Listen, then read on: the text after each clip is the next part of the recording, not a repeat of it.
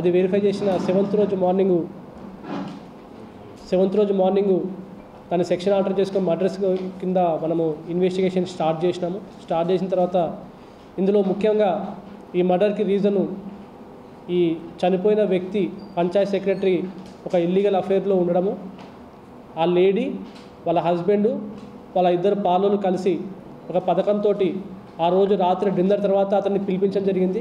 పిలిపించిన తర్వాత ఇంట్లోనే తను అటాక్ చేసేసి తనని చంపి హతమార్చి ఆ డెడ్ బాడీని ఒక 2-వీలర్ పైన ఈ రెడ్డికుంట దగ్గర తీసుకుపోయి అక్కడ దాన్ని డిస్పోజ్ చేయడం జరిగింది. సో దానికి సంబంధించి అన్ని ఆధారాలు కరెక్ట్ చేసుకొని ఈ నలుగురిని కూడా మనము కస్టడీ తీసుకొని వాళ్ళని ఎంక్వైరీ చేసేసి వారిని ఇవాళ అరెస్ట్ చూపించి వారిని జ్యుడిషియల్ రిమాండ్కి పంపడం జరుగుతూ ఉంది. సో ఇందులో ఈ అక్యూజ్డ్ వివరాలు లింగంపేట మల్లయ్య, అతని భార్య సుజాత, బాలయ్య, మల్కయ్య, ఈ నలుగురు కూడా అక్యూజ్డ్ ఆ రోజు రాత్రి అతని భార్యతోటి సుజాత సెల్ ఫోన్ నుంచి ఈ చనిపోయిన పంచాయత్ సెక్రటరీకి ఫోన్ చేసి పిలిపించడం జరిగింది.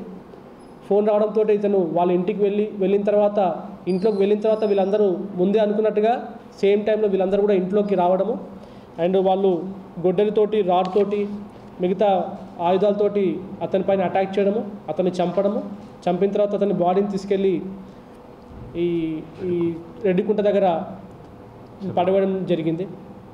సో ఇది తెలిసిన వెంటనే మన టీమ్స్ ఈ డాగ్ స్క్వాడ్ని యూజ్ చేయడము అండ్ దాని తర్వాత ఇమీడియట్గా మొబైల్లో అతనికి సంప్రదించిన నెంబర్లన్నీ వెరిఫై చేస్తే ఈ అంత ఇష్యూ కూడా బయటికి రావడం జరిగింది.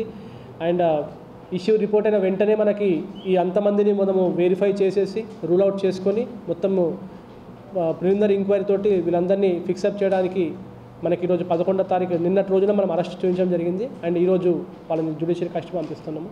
ఈ టీంలో మంచిగా వర్క్ చేసి ఫస్ట్ నుంచి కూడా చాలా శ్రద్ధగా ఈ కేసుని పరిశీలించిన డిఎస్పీ గారికి అండ్ సిఐ గారికి కూడా ప్రత్యేక ధన్యవాదాలు.